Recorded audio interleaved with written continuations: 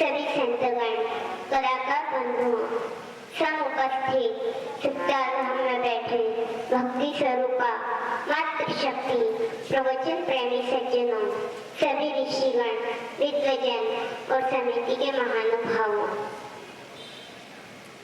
व्यक्ति के जीवन में सबसे पहला गुरु उसकी माँ होती है, क्योंकि माँ उनसे ही हम जन्म देते हैं, तो वो ही पहला गुरु है।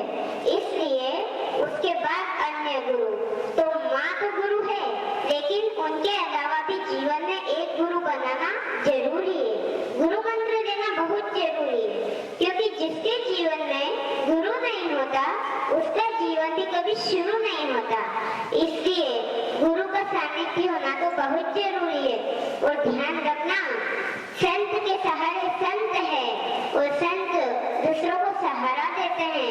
आत्मवान मनुष्य को सहारा देने वाले भी संत हैं, तो संतों के सहारे भी संत है। और जो बिगड़े हुए रहते हैं उनको भी सहारा देने वाले संत हैं। इसलिए संत महान होते हैं।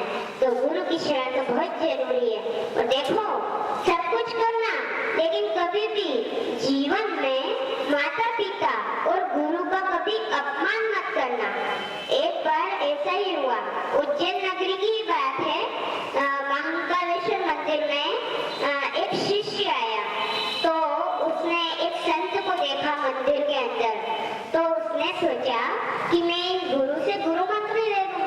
तो उसने क्या करा कि गुरु जी से गुरु मंत्र ले लिया। उसने कहा कि गुरु जी मुझे गुरु मंत्र दे दो। तो गुरु जी ने कहा कि ठीक है बेटा, ले ले। तो उन्होंने गुरु मंत्र दे दिया, ओम नमः शिवाय, ओम नमः शिवाय, ये गुरु मंत्र। आप भी बोलो ना, ओम नमः शिवाय, ओम नमः शिवाय, बोलो ना,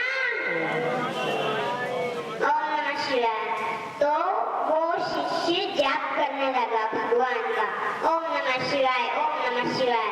लेकिन जब जाप करने लगा तो जो विष्णु भक्त रहते हैं उनसे वो करने लगा, वो विद्रोह करने लगा, कहने लगा कि ये और भक्त विष्णु के। तो एक दिन क्या हुआ, वो जाप कर रहे थे, तो उसके गुरुजी ने समझाया कि देखो बेटा, ऐसा नहीं करते। अरे जो राम है वही कृष्ण है, वही शंकर, वही विष्णु, भगवान तो सब एक है, तो ये भेद पैदा क्यों कर रहा है? ऐसा नहीं करना चाहिए। लेकिन वो शिष्य पता है अपने गुरु से ही द्रोह करने लगा।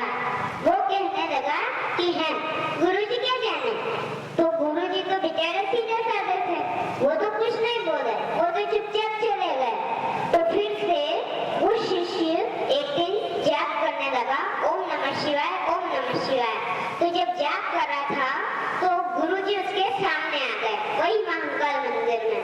तो गुरुजी जब सामने आए तो वो उसने गुरुजी को आते हुए देख लिया, लेकिन उठकर खड़ा नहीं हुआ, उसने प्रणाम नहीं किया। तो उसने एक तरह से गुरु का अपमान किया। तो जैसे ही वो खड़ा नहीं हुआ तो गुरुजी तो कुछ नहीं बोले, वो तो बेचारे सीधे साधे थे। संत का हृदय तो कोमल हृदय होता है, तो वो तो कुछ नहीं बोले।